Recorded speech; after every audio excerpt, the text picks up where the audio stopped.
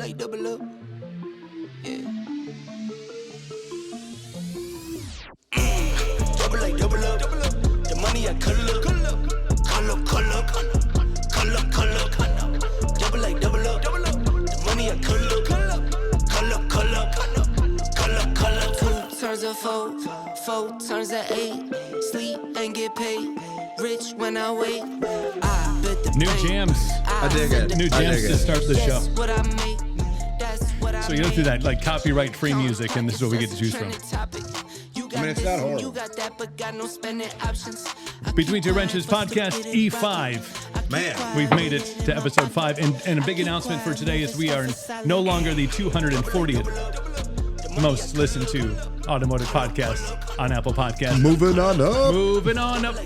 127th most listened to podcast, automotive podcast to be specific on Apple Podcasts. But We could say of all time. pretty much of all time. I think if you take a cumulative vote with inside of the building, we voted ourselves the best podcast pretty much on earth right now. Yeah. No. Yep. Number 1. So proud of us for that. Happy to be celebrating that. We are. And fresh out of prison. Phil and I are fresh out of prison. We are. We went to Shawshank. Yep. The Ohio State We figured out how Reformatory. Andy did it, and we followed in his footsteps 500 yards through a sewer pipe. But we got out, and yeah, if you've never been to Mansfield, Ohio, You really have to have a purpose. Of Well, being yeah, there. okay, There has so- to be some other like reason. Like I happen to be driving through. yeah, Oh, which look, here's the reformatory. Nobody's gonna do that either. You're not gonna be driving through Mansfield, Ohio. Probably not. So- Leaving Cleveland, going somewhere else. How about that? Yeah, go there, check it out. It's really cool. Cool but stuff. we got somebody waiting in the wings, and I'm really excited. We do. First thing, I want to let you know, Jeep Beach is coming up in a couple weeks. Follow us on social for all of that. Gel Blaster is going to be a big part of that. We're going to be giving away Gel Blasters down in Daytona Beach, Florida, coming up in a couple weeks. So that's super exciting. We are leaving here on the 22nd. We'll be at the Destination Daytona for the Welcome to Jeep Beach party. And then, of course, Daytona International Speedway for the big vendor event coming up later on that week. And then throughout Daytona at all the festivities that are going on. We're making a day trip to St. Augustine, I think, with Ashley from up front. So good times are going to be happening. Absolutely, in, it's weird Jeep because Beach.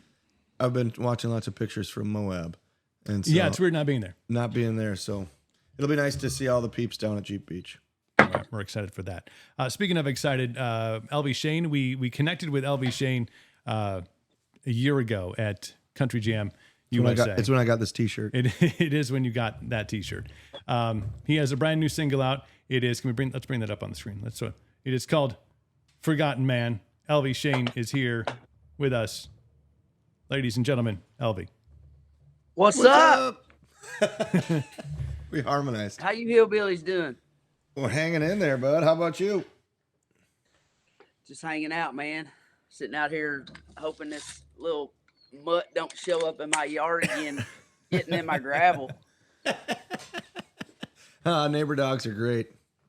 Oh my gosh, he's a good dog, but ever since I got some gravel out here where we can park some more cars, because I can't have enough. I was gonna say, I feel like we have to talk about that for a minute. So No, when I was down there, what was that? That was 3 months ago, 4 it was months late ago. January, yeah. And I believe you said to me, you were like, "Hey, yeah, no, check it." We went for a ride in the Galaxy and in the truck, and you're like, "Yeah, I've just been buying a lot of cars. I got to slow down a little bit." Yeah. How's that been going? Not good. I get it. So, I've been buying junk cars since I was a teenager, and before I could drive, like I'll find something, I'll be like, I'm gonna fix that up one day. I can afford that. It don't run. And that teenage me is still very alive and well, except for now I added one to the arsenal that we were talking about the other day, Phil, and that was probably the worst mistake I've made in a while. The first clue as to I shouldn't have bought this 2019 F-250 for such a good deal might have been the guy's name didn't match up to the Facebook post when I met him. And there were plenty other clues that said, Elvie, don't buy this. But what did Elvie do? Well, He always sometimes you does. just got to buy it. Yeah, now it's now that really good deal has turned into a lot of mechanics bills at out in Blakely Ford in Somerset, Kentucky. So yeah, Shameless Shout that's out to plug. where we're those. going. Yeah, Yeah. shameless plug. Nice little plug for those guys. Oh my gosh, man. How you guys doing? Doing well, man. It's been a crazy winter. We're finally thawing, right? So it went from snowing a week and a half ago to about, I think it's going to be 75 or 80 degrees tomorrow. Something out of ridiculousness. Yeah. Which is, we go from everything's brown to, I think overnight my yard went from having snow in it and death brown decay to like spots of green grass everywhere. So seeing the green grass in the background is a welcome sight, Elvie. So we know when it's coming, and I'll tell you, I'm done with winter. But Dude, honestly, winter's my favorite time of year. I don't know why. I just love it. I like to get out in the woods during the wintertime. I think that's when a lot of people do a lot of riding, which I didn't get to do this year at all. But I was I was gone over the weekend for Easter, and when we got back, the hills were green, and they also have eyes out here. So oh, I know that. You But, took me around no, the it's- holler out there, and there's it's some backcountry stuff. I took you to my favorite spot in the county to go get an elevated perspective. Yes, yes. It's certainly We it's certainly did high not up get there. it. It's certainly high up there. Yeah, we did not get an elevated perspective up there that day, but I usually do when I go up there. No, that was a cool spot. How about you? Man. What's new, man? Talk to Dude, us. we just trying to crank out some new music. We got Forgotten Man out. The response to Forgotten Man has been awesome. I partnered up with this company, Troco Clothing Company. Another shameless plug, but these guys have really helped me out with the release, and they've got a lot of their ambassadors. They sent the song around, and those guys have been showing me a lot of love, and it kind of, the song very much represents those kind of people, and that company represents people like yourselves and I that are just come from blue collar backgrounds and trying to make a little stain in the world. So Dirty hands, I clean love these money. shirts. Dirty hands, clean money, baby.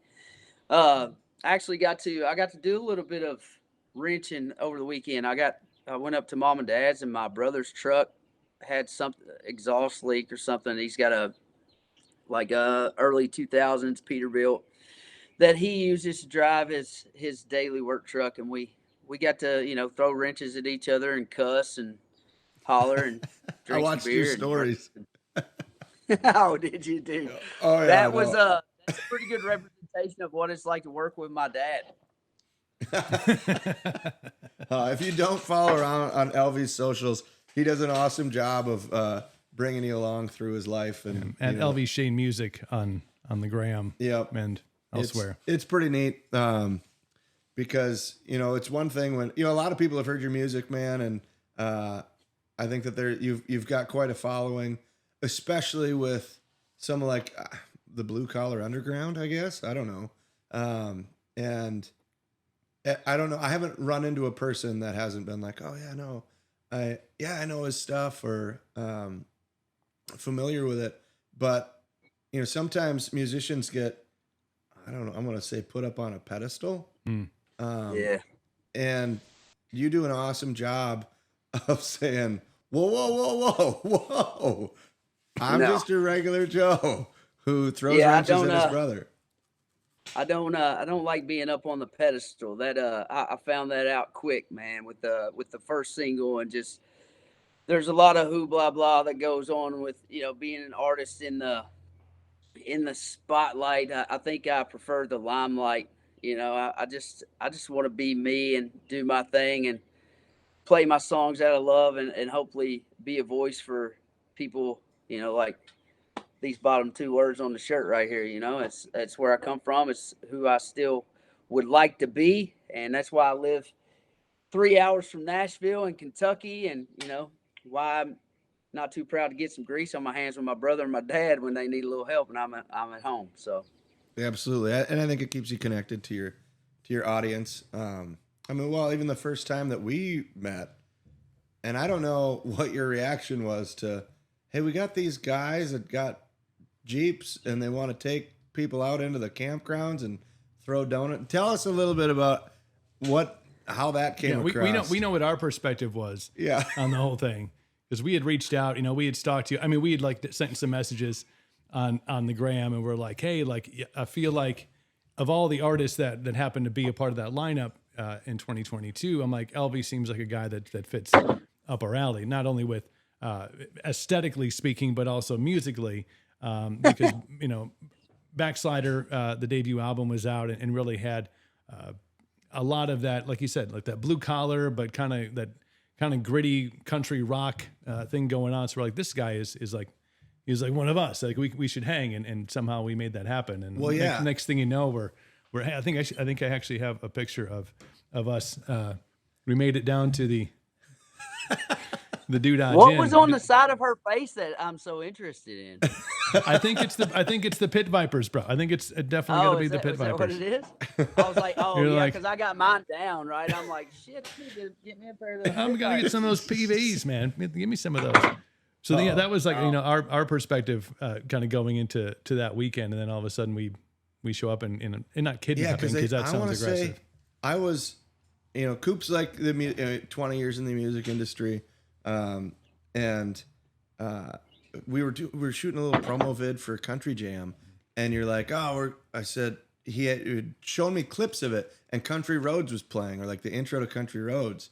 And, I was like, this is awesome. Who is this guy? I'm like, we're going to use this as part of this video until YouTube takes it down. And I think, there was a hero shot of me slamming a beer during that photo shoot, and I posted it up on my gram, and I was like, and he's like, I don't know, dude's name's Elvie Shane. I'm like, well, I'll just call him out, see if he wants to party.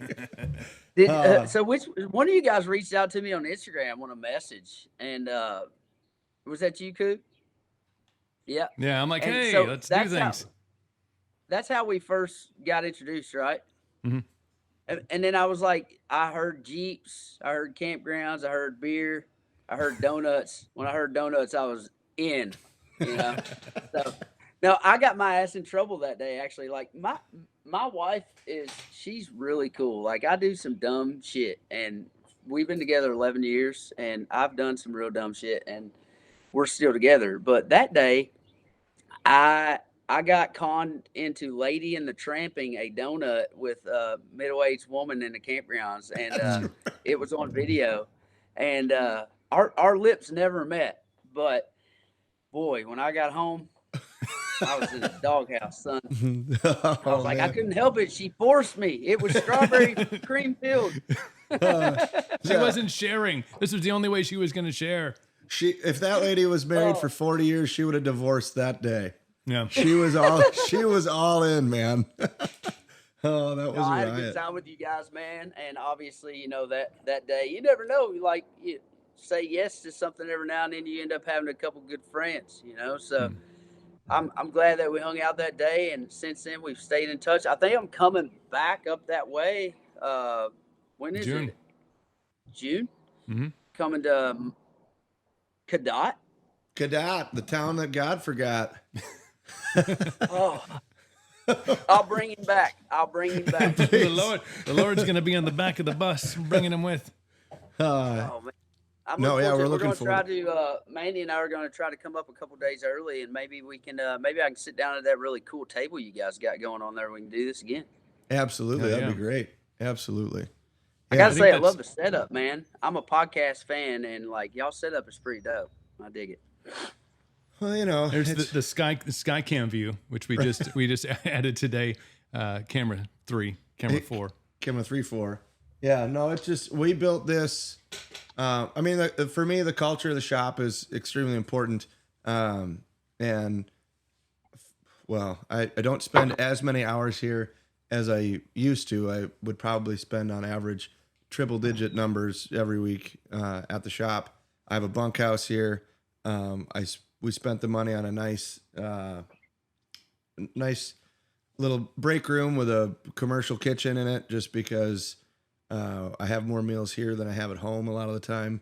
And so it was one of those deals where I wanted to be able to have a little bit of my style, but have a nice, fun, comfortable spot for the guys to be able to chill, have lunch, relax. Yeah, man, but that's also, important. Yeah. Yeah. Cause I mean, we spend more time here than we spend with our families. It would really suck if you just had to go put hours in, you know? I don't believe in that. Yeah, it's like the truck or the car you drive, right? If you're somebody who spends a lot of time in your vehicle, it's like I seen a thing the other day. It's like you spend 293 hours on average in your vehicle or something like that. As an average American, a year you spend that many hours, and it's like, so when I was thinking about buying my pickup truck, I was like, I don't need to buy this truck, but I'm gonna be in it a lot, and I want to enjoy my time in it. So. I want my stuff to work. I want to be able to talk on the phone without having to hold it. I want to be able to listen to my music and all that stuff. But it's important at your workplace to have an environment that people feel like they're inspired to come into. I mean, you guys are in the creative industry as well, so you got to have a little bit of a vibe going on. And it looks like you guys got a good vibe going on there. Yeah, and that's one thing like customers, I think, and clients that come in understand as well, because they obviously. Again, externally speaking, we have a look, we have a vibe, we have a feel, but definitely when they come into this place, they're like, oh, like it all makes sense. Like from the projects that roll out of the shop to the inside of the office to the lunchroom. I mean, everything kind of it all fits into the puzzle that is what Max-Bilt is all about. Yeah, no, it's fun putting it together and then being able to experiment with the different things. This new edition that we're putting on, groundbreaking is. Now, tomorrow, we finally got our variants that we've been fighting for a year and a half for last Tuesday. So, so we're really excited we're calling it our Epic Build Center, where all of our higher end, longer term projects will be. We'll have a big client lounge there, we'll call it the Eagle's Nest, a lofted office up above one of the assembly rooms in there, just for a nice place to hang out. And we'll probably be doing podcasts from there too. Probably a very similar motif to what you see here, but that's been a long time coming. And that we always say things happen for a reason. I think Elvie, you and I have talked at lengths about how I don't know, the world works, and we still don't know exactly how, but you get what you need when you need it. And we were hoping that building would have been ready. We've been breaking ground last August, and it didn't work out. But to be honest, like the way that we were building our leadership team, our crew, getting everybody humming together, we needed this extra time so that when we open the building, we can serve our customers to the absolute best of our abilities and make sure that we're giving them 120% and not, well, we'll figure it out, which has been my motto for a long time. So when did Max-Bilt start? When did you guys come together and start building this awesome business? Well, so 2000 and was it late 7 or 8 is when I became incorporated. I started messing around with Jeeps in 05. Actually, that was when I met Adam, who's he's the chief of operations down here at the shop. But we bought our first Jeeps from the same guy the same day, and then Elvie, it's similar to you. Like I've just been, people are like, oh, well, why did you get into CJs? Well, because they were cheap and I was broke, and that's all I could afford. And I know how to fix shit, so I would constantly fix stuff. And to be fair, to pay a little homage to a CJ7, like I love the flat dash. I love even if you have a top, it leaks, whether it leaks air from the wind or rain from storms. But I just like the no top, jamming out to tunes, cruising down back roads. Like that's my jam. And that's evolved getting pulled over for having people riding and no seatbelts. That stuff. Right. Yeah. Exactly. Yeah, pretty typical. Reckless endangerment. Yeah. Life and safety third, all that stuff. Yeah. And they keep coming up. I've never really known much about Jeeps. I had a TJ, I believe a 95 model. Would that be a TJ? So 95 would be a YJ if it had no top. YJ. Or like the topless top. everybody forgive me who's Jeep fanatics out there. I've always been a Ford guy, but when I met you guys, there was a pretty badass Ford out there amongst all the Jeeps too, a red one I remember, Yes, sir. Yeah. So that caught my eye, but the Jeep I did have, I loved. It was a 4-cylinder, like copperhead red colored Jeep that I drove back and forth to Alabama working pipeline construction every week, 4 or 5 hours to Coleman, Alabama. And it was an awesome vehicle. And what I realized about the Jeeps really fast is they also hold their value well, because I bought this thing from my father-in-law for I don't think you can get them that cheap anymore, but I think I bought it off of him for $4,500. I drove it for 2 years and sold it for $48,000. Yeah. So That sounds right. Yep. Yeah, no, we've lucked out with that too. Well, that's what they were going for on, average price was like 5 to 6. And I was like, well, hell, I didn't give that much for it, but if I can make a little money, I'm going to try to. My grandpa was a car salesman for a little while. I've never been that good at making money, but that time I came out clean. No, and it's cool. I think it's an iconic brand too. Everybody's got some sort of relationship with the Jeep brand. And yeah, they're, just like the everybody can, Fords, Chevy, everybody gives everybody shit. But I will say that like Jeep is one of the most problematic vehicles out there that people give good graces to. They're just like, well, yeah, but it's okay. Yeah. It's fine. And work on it all week, enjoy it on the weekend. Yeah, right. You plop money into it to intentionally go and try to break it. Like that's like everybody looks at you with a keen eye on that. They're like, so you just plopped a bunch of money in this vehicle. What are you going to go do? Well, I'm going to go try to climb this mountain. And chances are something is expensive is going to break. Oh. And when it doesn't go my way, I'm going to mash the throttle so it just bounces off the rev limiter. Yeah, I know. You was out here after Christmas, right? It was January when you came. Yeah, it was after you left Florida. Yep.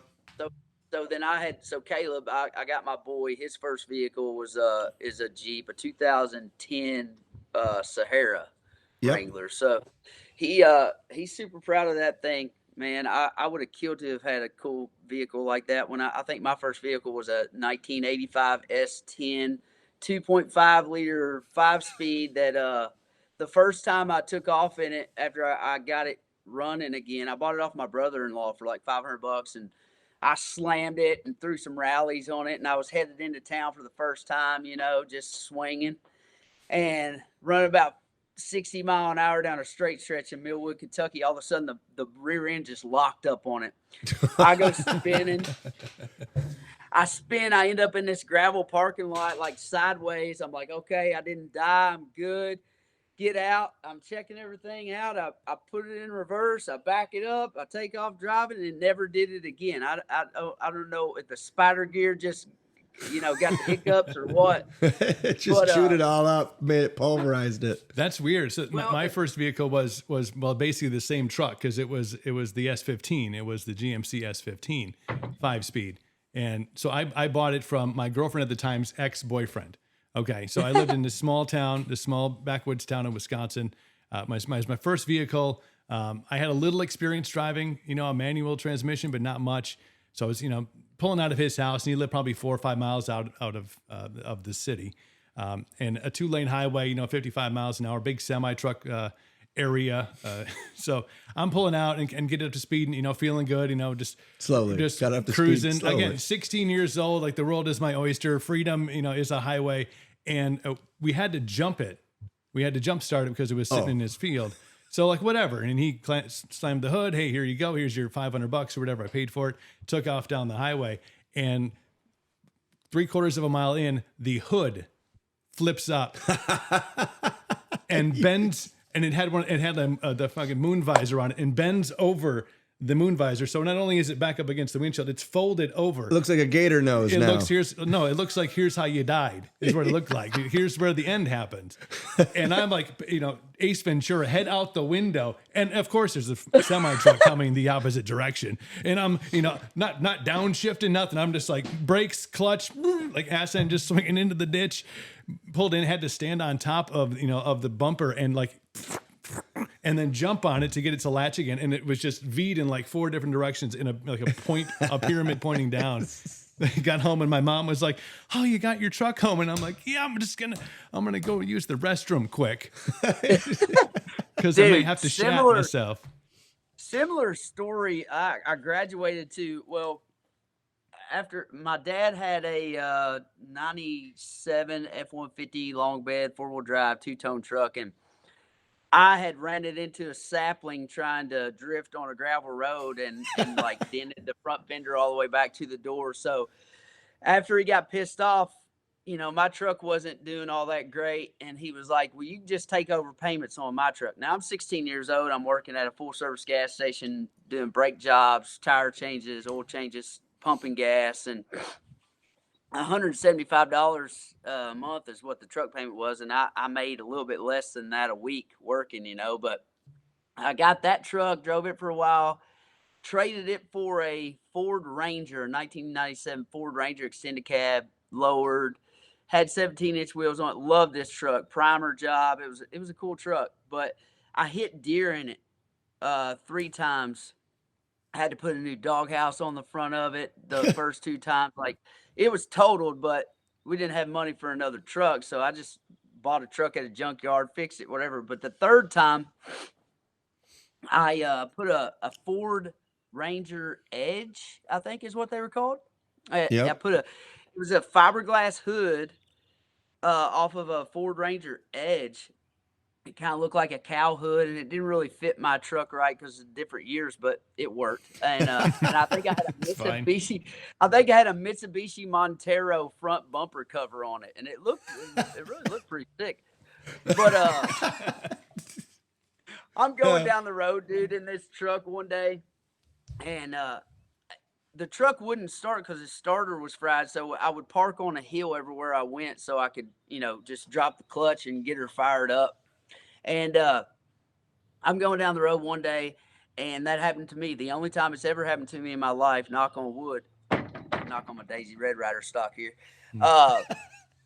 Dude, the hood comes up, but it didn't bend, because it's fiberglass. It just, pow, splits right down the middle of my windshield. I wasn't going too fast, maybe like 80 or something, but I get out, and I'm like, well, shit. My hood is destroyed.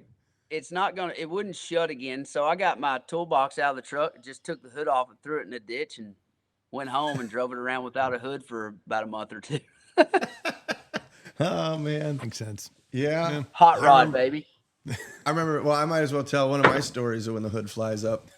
It's happened a lot. Okay, this isn't the one where I was with you because it's happened when I've been a passenger in a vehicle with you. Oh, yeah, that happened. On That's right, on Epic. Yeah, that was amazing. Well, I feel like also, that one not unexpected. Also, well, and they're both with a passenger, so we can kind of blend them. But, and so pre-story to this story, I forget what year it was, 82 CJ7, all custom built. And I say like it was it was very similar, like hodgepodge, one piece at a time. Got a good deal on backyard custom. Exactly. Got a good deal on some tires, good deal on some rims, some axles from a Scout. I think one of them was from a Chevy pickup. The motor was a good deal from a friend of mine. I pieced it all together, made it as presentable as possible, but it was definitely like for wheeling alone. And I was out with my friend Bob, who you're going to meet next January, Elvie, when we go on our trip out west. Bob Lievenhagen. It is the Bob Lievenhagen from TNT Customs, and he's been like my mentor in wheeling and also in business, and he's a good soul. But we were out in Silverton, Colorado, and there was a Jeep event out there, and I'm still pretty new to wheeling, especially wheeling on like cliffside mountain roads where like one wrong move and it's the last thing you'll ever. So like you get a little bit, I guess some ice in your veins from some of that. And we had left camp that morning and we had to go over Red Mountain Pass. And it was raining. I had no top. I had no doors. It's a Jeep thing. We wouldn't understand. And I had my rain poncho on, and I had a buddy of mine with me, and you would get more rain off the rear tires flinging forward onto the windshield than so there's more on the inside of the window than on the outside. I didn't have wipers either, but I used Rain-X, and Rain-X works really good as long as you're going like at least 26 miles an hour.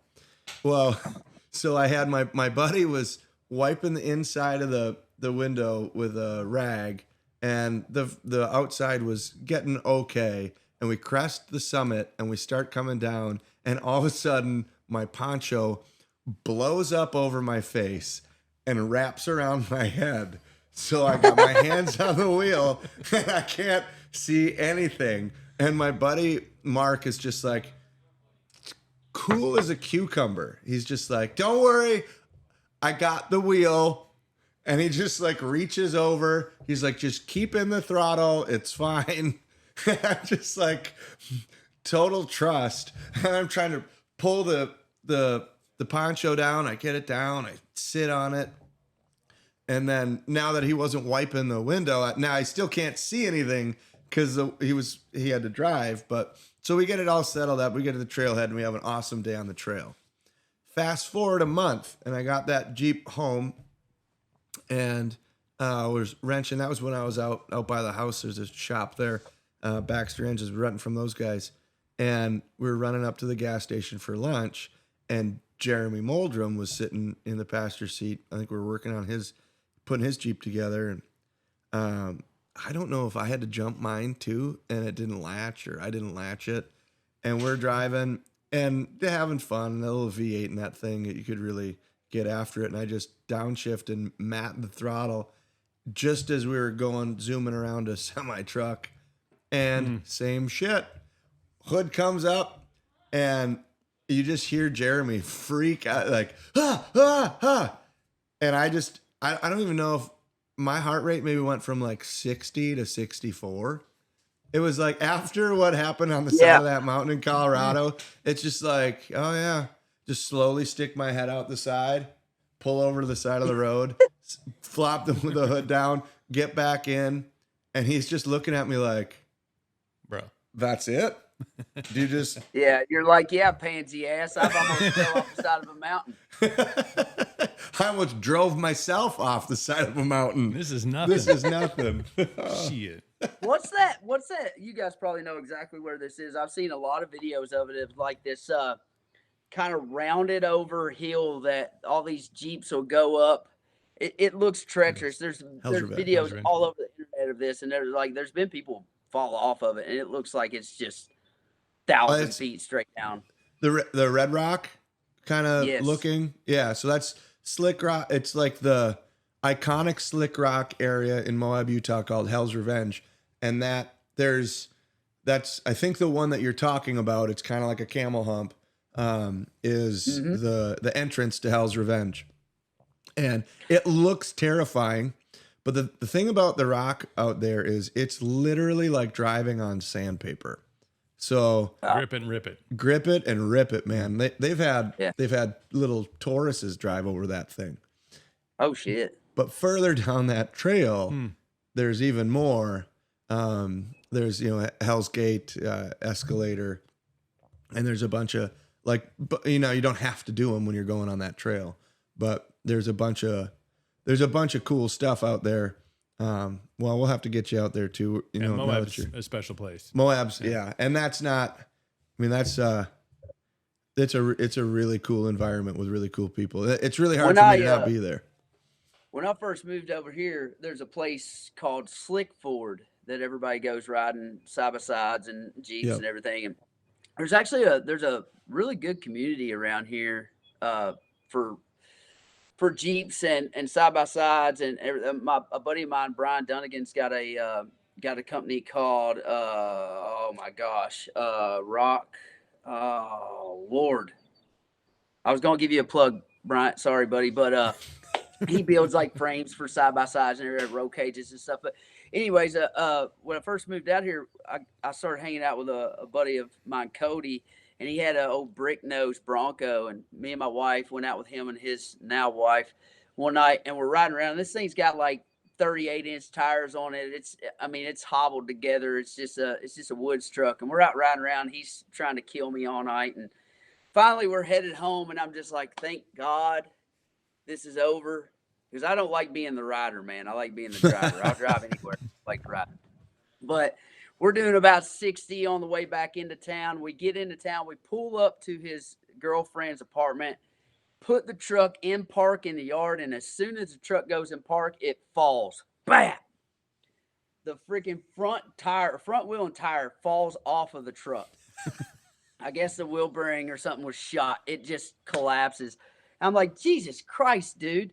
That could have happened while we were going down the road. And I'm sure with 38s on a freaking truck, you have one wheel and tire fall off. You ain't going straight no more. You're going whichever way the wheel and tire fell off. So narrowly escaped death that night. And I never rode with Cody again. Cody Troxel, shithead. Oh, I got a story about that too. Shameless. I'm sure you did. It seems to be a going thing with hoods flying up and wheels falling off. Wheels falling off, yeah. So here's the thing. So if I had to guess, he probably didn't have any issue with the wheel bearing. A lot of times on like four-wheel drive trucks or big tires, when you're going out and you're wheeling, you change your tires more than most people. Number one, and number two, you get a lot of flex on the rims just from like side pressure and whatnot out on the trails. So it's constantly allowing the lug nuts to loosen up a little bit. And I don't know if it was the same. Well, it was one of the years I was out in Moab, 10 or 11. This has happened to me actually countless times. But this story, for example, we were out on Stalebender in the morning. And then in the evening, we were heading into town because there's usually parties or vendor parties or something going on. So we're heading into town, and I usually take there's two main roads into Moab. There's the highway, and then there's like the back road that's 35 miles an hour. I usually take the 35 miles an hour road if I'm taking my wheeling rig because you never know. And I just remember as I'm cruising down the road, I'm like, shiny. I wonder what that is. That was shiny. Oh, that's weird. Shiny. I have 5 lug nuts. Shiny. Oh, that's weird. And I turn the corner and go around a roundabout, and my tire falls off, and it jumps the middle of the roundabout and lands in this lady's yard. And I will say though, when your tire falls off, because I just come out of the roundabout. And I accelerated, so when I straightened my wheel again, the Jeep went one way, the tire kept going. That's what it was. And then hopped the sidewalk, rolled into this lady's flower garden, and just sits there. It's amazing how straight you continue when your tire just comes off. And those shiny things obviously were the lug nuts. That's why I saw 5 shiny things. But it started happening like 2.5 miles back. And so it's just like, I just see things out of the corner of my eye. What is that? Silver? And then, they say hindsight's 2020. I should have stopped and looked, but I didn't. Oh my gosh. No, dude, it can get hairy for sure. Like I said, I've had one Razor. I've had a couple 4-wheel drive trucks that weren't built for the woods, but I've certainly taken them out in the woods. One bought like a 90-something model F-150 when me and my wife first moved to Monticello, and I heard about this old road that goes between this one holler and another holler, and so me and Mandy took that one out there, and I would just hit like a little mud hole, and it sounded like the whole truck was about to fall apart every time. And then you'd be driving down the road, and it would just kind of like every now and then jerk if you hit a little dip or something. I'm like, what the hell? And Mandy's like, you're breaking your truck. The truck's not made for this, And I'm like, yeah, it is. It's got 4-wheel drive. That's why they put 4-wheel drive in it, so you can drive on shit like this. Trust me, I know that. So this is evidently an issue with these older F-150s too. Right where the power steering pump is, the frames will rust in two. And so come to find out, the frame was completely rusted in two. So I went to my good buddy Danny Joe over in Caneyville, and we got out the stick welder and put her back together one day. But I don't know. No, dude, that steering is like you can do. I've had, like I said, I've had tires go depart going 85 miles an hour down the interstate. Tires are fine. Brakes, I'll do it with brakes going out. That's fine. Steering though, no way, man. That's terrifying to me. I remember one time I was dragging a trailer with my CJ just because I had the power to drag it was like a camper, like a 30-foot camper with a CJ, and I was dragging it on the back roads. It was a dumb idea, and it's like pointed really, it's sky high, so the steering's already really loose. And turn that Jeep into a wheelies really quick. yeah. Right. And I was coming around a corner, and I went to spin the wheel, and the wheel just spun free. My steering drag link, and I was on a corner, and I just start hitting the brakes, and there's a truck coming, and I'm like, I am gonna T-bone this old man. Thankfully, he saw me and accelerated, and I just remember like slowly coming, like the crown of the road on the bank of the corner, like was able to just slowly pull the Jeep off to the ditch. When what had happened was right on the steering box where my drag link connects, I'd used Heim joints because that's what you do when you build an off-road truck. I've since changed my tune on that. Lessons. And the bolt just fell out. And so the drag link fell off, and it, no matter what, if that would have happened on the interstate, well, I don't know. We wouldn't be here having this podcast. Probably wouldn't be. Well, I mean, yeah, the amount of times that I've almost died. Yeah. But I'll tell you, well, and then back to your story, Elvie, of the steering box falling off the frame, essentially, and Hell's Gate. So when we were on the Revolution ride, we just had Brooke from Revolution here on the podcast. We touched on this a couple of weeks ago, but I've got a 68 pickup truck, Jeep truck. Elvie, I was also a Ford guy before I got into the Jeep land. So that's what started my rock whole and thing. roll. So that's why we're such good friends.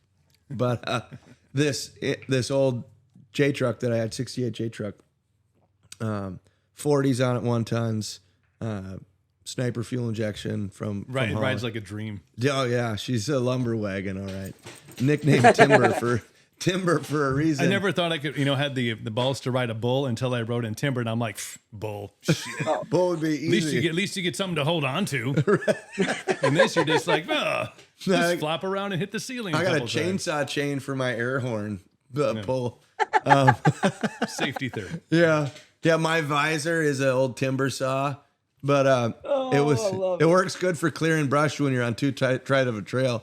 But we were coming in to meet at the opening to Hell's Revenge, and my cousin was with me, and we were on that same back road in Moab going up towards that play area, and I just remember the same thing. Like, wow.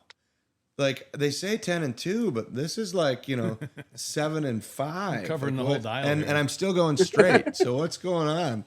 And I get there, and I'm like, Jonathan, wiggle the wheel a little bit. And I look, and my steering gearbox was just flopping off the frame, and ended up doing the same thing. Went over to a buddy's shop, grabbed the stick welder, grabbed some steel, welded it back together just enough to be able to go bomb through the trail at Mach 10 to try to catch up to everybody. Broke it again. Yeah. But, I had to have my buddy weld because my welds only last about 1 or 2 hours a piece. So, dude, I've never been able to figure it out. I mean, I can get it to hold, just to get through a day's work or through a ride or whatever. But, dude, I'm so excited to go out there. So the thing we're doing in January of next year, is that out around Moab? Where is that exactly? So that one's going to be typically it's the El Camino del Diablo. So less hardcore wheeling. Like I need my passport. What's that? Sounds like I need my passport. Well, I mean, you can get it. Actually, you don't even need it. You can get across pretty easily. Yeah, we found saw some the tunnels. access points. It just It appears that you do on the news these days. Well, we were. All it is right along the border of Mexico, and it's from basically Phoenix or Ajo, Arizona to Yuma, and then we spent some time wandering around in the Sonoran Desert. So it's Bob for Exploring runs basically a guide service for people. And it's, a lot of it's just like older dudes that like to get away from the speed of life and sit around fires at night and just live simple for a week and explore what, this amazing place that is the United States. The desert's a pretty awesome area. There isn't a lot of crazy wheeling. There's a lot of washes that we're going in and stuff. So for an entry level guy, it's also like, cause it's not, oh my gosh, we might drive off this cliff or whatever, but it's like, oh my gosh, if we break down here, what are we going to do? Like we gashed a tire on that, and ended up using, I think it was 128 tire plugs. We used mechanics wire, and we sewed the tire up. It had like an 8-inch gash in it. Sewed the tire with mechanics wire and used 128 plugs because there wasn't a tire shop anywhere near it. And if you used your spare and something happened to that, now you can't get home. So you do everything you can to be able to get to pavement before you would make those kind of last ditch efforts. I don't care what anybody says. The best rednecks in America are in Wisconsin.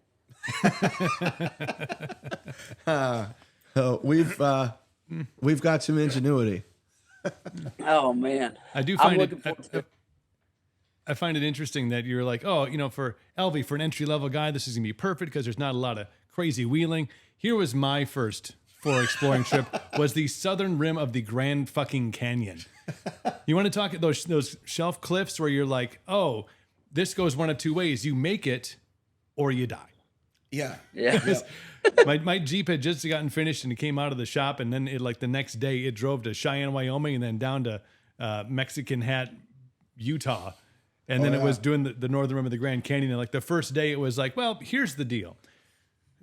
Well, it was really funny too, because I think it was day 2 of that trip. We were on that the Shelf Road. The one I'm thinking of is you come out of this wash and it's beautiful. It's incredible. But you come over, you crest the top, and then you just see all these. It looks like the Rockies, but they're just miniature. Just all these little little mountain peaks, but then you come over the top and you look down and you just see road and then ravine to Deathland, and then you've got it's a 8-foot wide path that you got to go on, and then all of a sudden you look ahead and the road disappears. Well, because it takes a hard left around like a 4-foot boulder. Yeah. So now you have 5.5 feet to maneuver around. So you're hanging your tire off a little bit to like go around, and I had a trailer, didn't I? Yeah, you were trailer in that. I'm dragging a trailer. little overlanding trailer. I've got my family in there, and yeah. You might want to get out and walk. Is your family riding in the trailer right now? They probably would if I asked them to. Yeah, because I had Nicole. Nicole was in the passenger seat, and the passenger seat was like when you just looked down and out of it, that was death. Yeah, and I at least had the comfort of the side of the mountain was next to me, and she looks at me as soon as we crested over that beautiful. Oh my God, this is so picturesque. This is the coolest thing we've ever done together. We're gonna die. Yeah, I hate you. Yeah, I'm looking at the mountain, and she's like, nope. Opens the glove compartment and lights a joint, and she's like, I guess this is how I'm going out. She's like, I don't give a fuck. All of a sudden, she was like, you're right. This is pretty amazing. Oh yeah, this is great. It's for going out in style. I hop out. I don't need to, huh? Oh no! So on that note, so then I hop out and I walk back to check in on Coop, and Bob was there with me, and he kind of nudges my rib, and he nods down at Coop's steering wheel, his stabilizer link, which isn't super needed, but it makes the vehicle feel a little bit more. That had just fallen off. It was no. It was just like getting caught up in the steering. So I'm like, oh, it's cool. Just gonna pull that out of here. We'll worry about that later. Oh. Yeah, and they both kept the same face while they're doing it. They're like, everything. Nothing. Everything's gonna be fine. Just hold on 1 second. He's fucked. Oh, no. You don't need this right now. It's fine. Quick. Get them off the mountain. Well, it sounds like a good time. I'm gonna make sure and eat the peyote as soon as we stop one night, so I'm not still tripping when we're going around those cliff edges or anything. Yeah, you're gonna timing on that part. Yeah. Timing for sure. You're gonna want to hit that right. Hey, I want to ask you guys, what does the what's the Jeep community think about the new Broncos? How's that fight going? We don't wave at each other. We don't. We're not inviting the Bronco folks into like, oh, well, here's the Bronco wave's like 3 fingers. It's only one. It's a completely different wave than we do the other Jeep folks.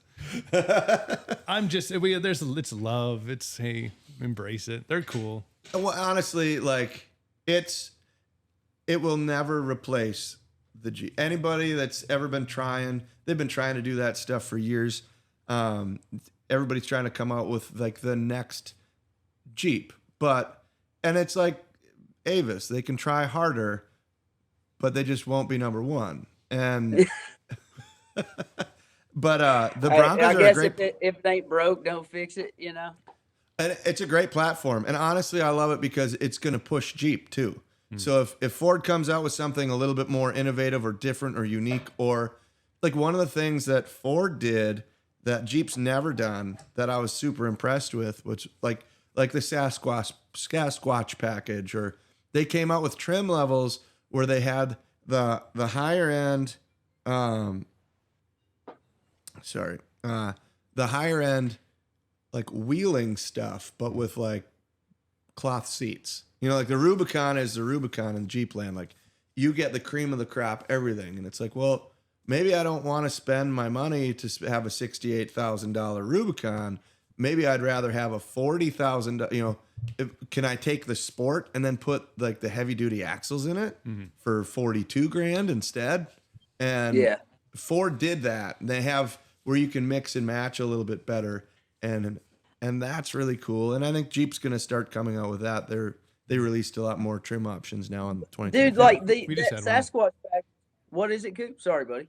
No, we just had a Bronco for our trip we went down to Cleveland for last week. We had one, and one of the cool things I really think that Ford is really dialed in is they make their vehicle smell like pot. Oh yeah, dude, I could not believe it. You open the door, no matter how much fresh air you let in there, the windows down, doesn't matter. You can be gone for 15 minutes, 5 minutes. You come back and you're like, hey, where's the stash? I couldn't believe it. Was that Ford or was that you guys? No, it was a Turo. So at first we thought it was a Turo, like because it was, who knows. But then I called Kent, our CFO up here, who's got a 2-door Bronco, and I was like, Kent, does your Bronco smell like weed? And he's like, oh yeah, no, that's a thing. I got a kick out of that. Hey, you guys were talking about that Sasquatch package. So Mandy and I ordered here's adding to my car buying problem, but we did sell her car for this. So, but we just ordered her a Bronco, and they did another limited run. So I'm actually hoping that they're still like selling for 20,000 more than what you buy them from the factory for, so that we can just pick it up and turn around and sell it to the dealership and make some money the day that it comes in. But no, she really wants it. But the Sasquatch package is like, it's like $5,000 more, or you can literally you can put those 35-inch tires on the truck without any suspension upgrades and just buy a set of wheels and be in it for like 27 to 35 versus spending $5,000. Now, I don't know if the suspension is like, highly upgraded in the Sasquatch package or whatever, but dude, the stuff's just getting out of hand. This is off subject, but I seen a really cool teal colored Wrangler sitting up here at the Dodge dealership the other day, and we were like, wow, that's sick. Mandy's looking at getting a new vehicle because hers is getting some miles on it and stuff. And I was like, let's check this out. So it's an RTR. So I think what is that, Ready to Rock version or whatever, or something like that. But so this thing's all done up, stressed up. We call them. I'm like, hey, what are you guys asking for the Jeep? I'm thinking it's probably going to be like 60, 65, which, that's a lot of money for a Jeep. Dude, $99,999. They kept it under $100,000, but Jesus Christ, dude. Well, that was the 392 in it. I I don't bet know you that. what it had in it. I don't Has think to. it had a V8 in it. I think it was just so they said it was I can't remember what version of the Jeep it was, but they said it had like $30,000 in upfitting on it with Okay. the And bumper, that could be the too. paint job, all that stuff. So, but dude, I don't see how anybody I don't see how anybody does it anymore. Pickup trucks, Jeeps, everything is just so sky high right now. It's like the working man wanting to have a nice pickup to drive back and forth to work even is just like, what the hell do you do, man? Yeah, even the used stuff. I mean, you look at the used car dealerships and or online. It's just like, you want what for that? It's unreal. Yeah. Like it blows my mind. And like I don't thanks banks, I guess. I don't really know, but like there's no I don't know how you would do it. It just doesn't make sense to me. And It really like it's pisses me it's the off. price of a house. Yeah, it's ridiculous. They're like you're looking at a F-250 with 180,000 miles on it that's 3 years old is still like $50,000-$60,000. Like what the hell is wrong? I don't know. I mean, but dude, trust me, I'd add to the problem if I had one and was trying to sell it. I'm gonna try to get as much as I can out of it. But it's like, Jesus Christ, man. I don't understand what the hell's going on. And houses, you said that too. That song that we just put out, man, that it touches on a lot of that, and it pisses me off. I just said I would add to the problem if I had the opportunity, but it still pisses me off that things are just the way they are. Yeah, we just sold this place. We got to be out of here in 3 weeks, and because of the market the way it is, we sold it for enough to pay off our camper and pay off one of our vehicles and pay off the mortgage on the house. But we're moving into a 41-foot camper for an indefinite amount of time because we don't know what kind of land we're looking for land to buy and maybe build something in the next couple of years or start building something because it'll take 2 or 3 years to build it once you get started, I'm hearing. But everything's just crazy right now, and I'm sure I just wonder how it affects y'all's work. I mean, are you guys seeing an influx or a deflux and people coming in and wanting to build stuff, or what's going on in the custom Jeep world? I think those that have it are still spending it. And our client base is typically we used to have, well, back when like the oil, the Roughnecks were making big money. We'd have a lot of guys coming from the oil field. That was when we would see the younger guys with the newer trucks. But now it's business owners or it's guys that are like, 50, 60 years old. They've made their money. So now they get to relive some of the stuff that they wanted to do back in their 20s and 30s or like relive the glory years. Yeah. But it's the guys that were set up, they're still being fiscally responsible. We're watching them having to play the market to figure out the cash flows of the projects. You're getting phone calls like, hey, hold up on that for a month or two. Yeah, exactly. Yep. I'll call you back whenever I can afford it. Yeah. Well, like we had to change our kind of business model because we didn't want to stop having to build those things. Also, what we used to be able to build for $100,000 is now $200,000. I mean, it's the same thing as anything else. And a lot of it is like cost of living, fair market wages for like the guys. Everything has to go up because just because they're spinning wrenches or running beads doesn't mean that they shouldn't be able to make, good money. They shouldn't have to be like, well, you're just a grease monkey, so you don't get to make a lot. Shit, the Crazy, type man. of, Oh, sorry. No, go ahead. Oh, I'm trying to work on this thing where I interrupt people, and it's like, sometimes it still happens. No, I worked for so long to, worked so long and so hard to be able to make a little bit of money and be able to afford some things, and then it gets to a point where I'm like, hey, I'm not rolling in it, but I'm making decent money for the first time in my life, and now everything is more expensive, so I'm in the same damn place I was before. It's a parallel line. Everything else moves around you.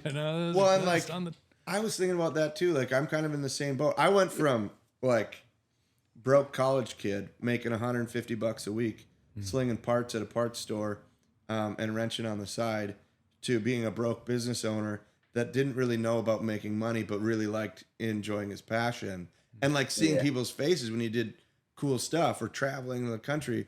And then the last like 5 or 6 years, like I was like, okay, well, I have like a family that I need to make sure that I'm supporting, and maybe I should start saving a few bucks or take care of the house here, or, do these things. And so, things have been growing and growing and growing.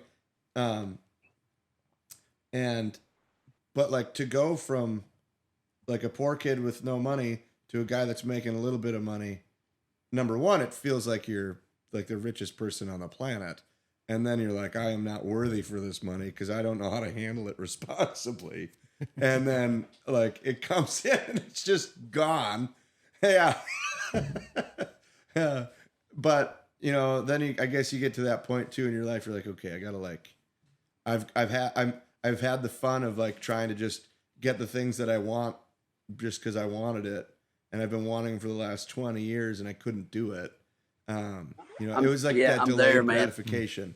Yeah, and being in like an industry where in radio for 20 years, so like it's fresh out of high school, I got my first radio gig, and then proceeded to evolve in radio and radio evolve in itself for 21 years. And it's amazing because watching the process of radio and how it adjusted and how it went from, I started on a staff and we had like 30 people. Like we had a 4-person morning show, we had like a 2-person midday show, and then we ended up like when I left, it was like 2 of us. But you kept on seeing like you would just slowly make the same amount of money, and they'd be like, "But don't you love what you do?" And at first you're like, yeah, like I get to go to concerts. I get to, I've interviewed fucking Kiss before. They're like, yeah, like you've done the cool stuff. I'm like, also, I would like to eat. Like that would be great. I'm tired of eating ramen noodles as well. Yeah, and then having a kid and being like, well, I hope he likes ramen noodles too. but maybe he'll get to meet Kiss. Yeah. And really, it's not that exciting. Like you're like, oh, it's cool. Like, but to then to like get out of that whole world and to come into something where there's potential and growth and be able to create and be a little more free. It's like, oh, do you know they make ramen noodles that already have like vegetables in it? That's crazy. Well, dude, hey, look, guys, I'm gonna have to hop here in just a second, but I think we're touching on something that I've had some realization over the last year or so that might be beneficial for some people to hear on a more serious note. Like you grow up, you dream of having certain things, you work your ass off to get to a point where you can have some of those things. And what I've discovered in the last year and being blessed enough to be able to get some of the things that I thought that I wanted was sometimes you get those things and they just sit in your garage, or they end up in a drawer somewhere, or they take you away from people that you love. They stress you out because you got to pay for them. So I think that I don't exactly know what the lesson is at this moment because I'm still in the middle of it, but I do know that at the end of the day, man, the money doesn't mean shit.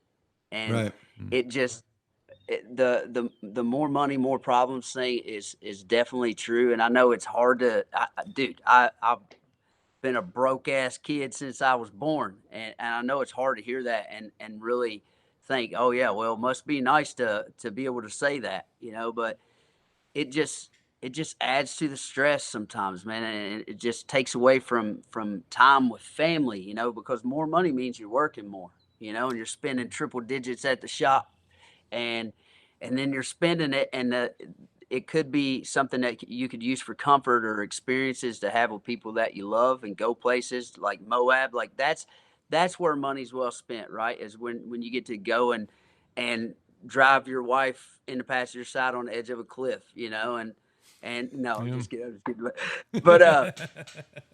But seriously, I wish that, I'm in the process now of like kind of starting over because I was irresponsible with the blessings that were bestowed upon me, but also like being in that position of starting over, I have a whole new perspective on what's important to me, and those experiences being at the top of the list of things that I would like to spend my money on. So if you're going to save your money up to buy anything, first spend it on things that you can do with people that you love and Memories. people that you're going to make memories with. Exactly. I'll leave it with one quote that I just read, or it was a quick little story, but there's a guy leaned up against his rowboat, smoking his pipe, taking a nap in the afternoon sun, and this wealthy business guy comes up to him and kicks him in the leg and says, "Hey, what are you doing? Taking a nap? You should be out there fishing." And he said, "Well, I caught my fish for the day. My family's eating tonight. Just taking it easy." And he's like, "Well, but you got time to go catch more fish. You catch more fish, you can make more money. Then you can get some more fishing rods, and you can get a bigger net, and then you can catch more fish, and then you can get a nicer boat. Heck, then if you catch even more, then you can buy 2 boats. Pretty soon you can run a fleet, and then you'll have all of this money, and you can sit back and you can just enjoy the day and let the money work for you." And he looks at me and says, "What do you think I'm doing right now?" He's just So I love it. What was in the pipe? I don't want to get into details. Also, what do you think, man? He's just living. Livin. Livin. It's Well, it's awesome, all, Elvie. man. It's at the end of the day, it's all you already got it. There's Absolutely. I think it's in like Finding Nemo or something. There's a section. I was watching this with my kid the other day, but this little fish swims up to this big fish and is like, I'm looking for the ocean. Where's the ocean?" And the big fish says, "This is the ocean." And the little fish says, "No, this is the water. I'm just looking for the ocean." It's like, and to me, that just meant, we're always out there chasing something that's already right in front of us, man, that we already got. And it's just all just the moment and life and where we're at right now. So you guys that stuck around for the this whole podcast, go out there and live your life today. Spend time with people you love. Make the best of your day. We love and appreciate you guys for having me on here, and I look forward to seeing you guys when I come to town here in a few months. And I Can't want to wait, see the Elvie. shop. Oh, yeah. Awesome. Awesome, Take care, bud. guys. Elvie Shane, ladies and gentlemen. Forgotten Man is the new single. It is out everywhere right now. Good stuff. That was great. So Thank cool. you, guys. I appreciate it. I got to hop off here and talk to my crazy doctor. All right. Sounds things. good, brother. We'll talk soon. Awesome. Yeah. Elvie Shane, ladies Yeah. and gentlemen. Great conversation. Good That was stuff. good. It was Yeah. deep. Well rounded. We got all of it. And we covered all the bases. Yeah. We on that laughed. one. We cried. You Yeah. know, Isn't we it? yearned for And more. this is the great parental connection is all of the brain cells that have been encapsulated by cartoon theme songs, Right. quotes from children's movies, and then but you utilize them as except when you're in like a grocery store and you hear another parent like humming the Mickey Mouse Clubhouse theme song, and you're like, oh man, just think of the knowledge that we could have stored in that particular part of our brain, but yet it's Mickey Mouse Clubhouse. But then we we get into things like quotes like he said from Finding Nemo, and we're like, man, those folks at Disney. Dude, know how to honestly, get you. I always think about Rafiki from The Lion King when he hits Simba on the head and he's like, "Well, you can't be mad. It's in the past. It's in the past." But it's the truth, man. It's in the moment. Invest in yourself and, figure yourself out, and the rest will come. Absolutely. Great podcast. Great chat. Elvie Shane Music on the socials. Backslider, the debut album. Forgotten Man, the new song. Also, he did a great song called Hillbilly with the Cadillac 3. I love the Cadillac that's a 3. good one. And to have those two to work together on a song called Hillbilly, go and check it out everywhere you listen to your music. This podcast, wherever you listen to podcasts. If you're watching it on YouTube, thank you. Otherwise, Spotify, Apple Podcasts help move us up from 127 in the automotive category. And wherever you listen to podcasts. iHeart Podcasts, we're on there as well. Rock and roll. Any All right, Coop. words of wisdom on the way out? No, I don't have any words of wisdom.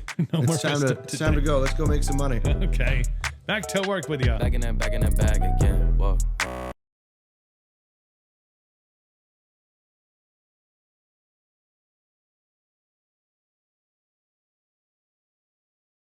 That was that, I guess. She just went, burp.